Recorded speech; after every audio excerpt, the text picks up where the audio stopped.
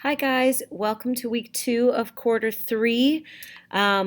If you are watching this, it means I'm not back in school yet. My goal is to be back at the end of this week, beginning of next week, but we'll see how things go. I'll keep everybody informed as to what's going on.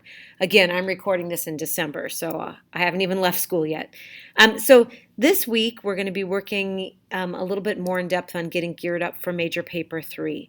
So what I want you to do today is before Christmas break, I gave you that brainstorm sheet and I asked you to meet up in groups of 2, 3, 4.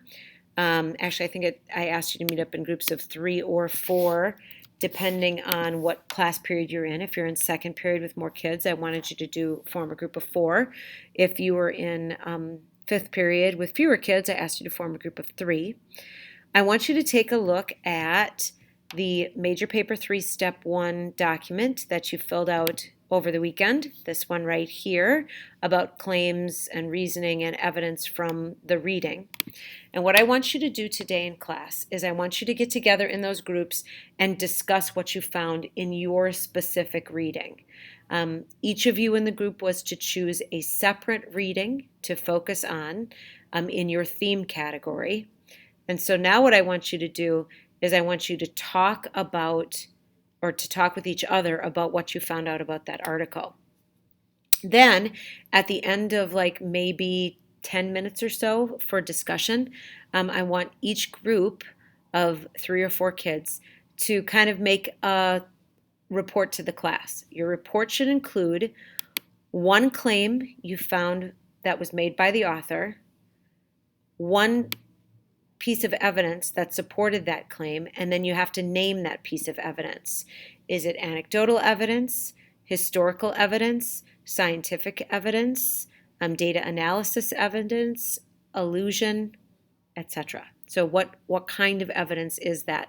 And then I want you to say overall whether you agree or disagree with that claim. So once you get done talking about the 3 to 4 essays that you read, I want you to choose one of those essays to do this for. So one of those essays, one claim, one type of evidence, and whether you agree or disagree as a human being with what the author is saying. This is very important that by the end of class today, you need to choose the one essay that you wish to continue to study, and you need to let the substitute know which essay that is. Tomorrow, from that essay, you're going to be writing an argumentative time right on the essay topic that you choose. It's not a rhetorical analysis. You're not analyzing that essay, but you're going to be writing like your own argumentative essay about whatever that topic is. There are specific prompts for each essay, which is why you need to let the substitute know today by the end of class which one you're going to be doing so that he or she can get those prompts ready for you for class tomorrow. Also, this week, you're going to go back to doing some 50 essays quizzes. So remember, these are just practice to kind of help you. Yes, they do affect your grades slightly, and sadly, it's going to be one of the first grades in the grade book.